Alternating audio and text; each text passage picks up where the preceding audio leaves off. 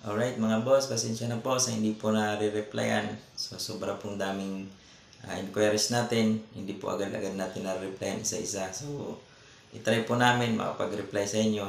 Susubukan namin. Antay-antay lang po sa hindi pa po na-replyan. So tuloy tayo. What I have here is your Glock 19X. Ito po. Bakit po Glock 19X? Kasi po combination po siya ng Glock 17 and 19. Kaya X siya, crossover siya. So 19, itong barrel niya is 19, yan. Tapos yung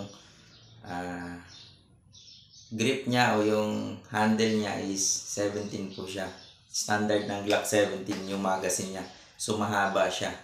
Kasi ang Glock 19 po is maliit po yung ano niya, yung magazine niya. Nagaya ng magazine yung grip niya. So ito po, tingnan nyo. Sakto po. So pagka yung 19 lang neto mismo is maliit po siya.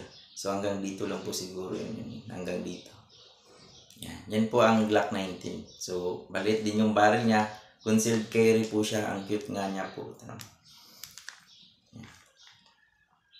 Tingnan nyo po. Yung sight niya. Yan po. So ayan po mga boss. Ito pong unit na to order ni Sir Erwin Aquino from nasa ibang bansa siya ngayon. So ipapadala to. Nasa Qatar yata siya o Saudi ba yun? Dubai ba yun? Nakalimutan ko na. So pero ito po, i-deliver po ito sa Pampanga sa anak niya. So pipilitin po namin itong linggo na to ma-deliver to sa inyo, sir. Kasi sa sobra pong dami po. Pero since na ano na to, na-confirm na within sa Monday o sa Tuesday may di-deliver na po ito. Tatawag po kami sa inyo, sir. So, COD po ito.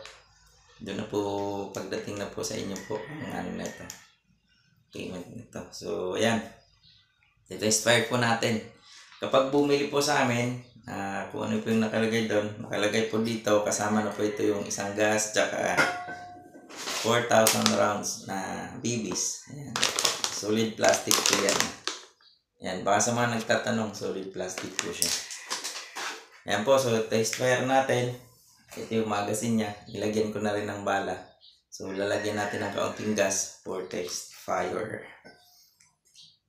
Pasensya na po kayo mga boss kasi sobrang dami po talaga inquiries. Alam niyo naman siguro kung gaano karami na views nun ng mga ano natin.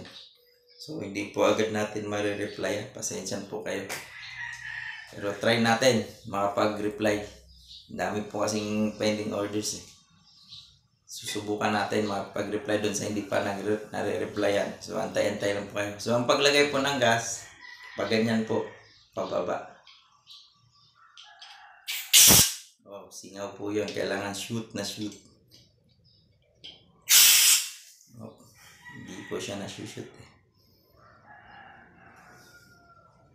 Kailangan po ano. Ayun, ganyan po paglagay. Walang tunog, ibig sabihin shoot. So, pakinggan nyo po, pag may tumutunog dyan, ibig sabihin singaw po yung ano nyo, yung magazine. So wala naman, pakinggan nyo po. Walang tumutunog, tahimik, so hindi siya singaw. So taste fire po tayo. Pag magazine, lakasan nyo para hindi malaglag. Kasa. Then, firing.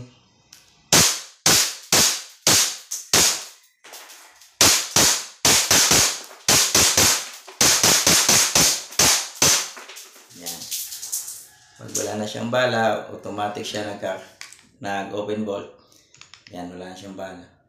So, release magazine, release light, then resting hammer.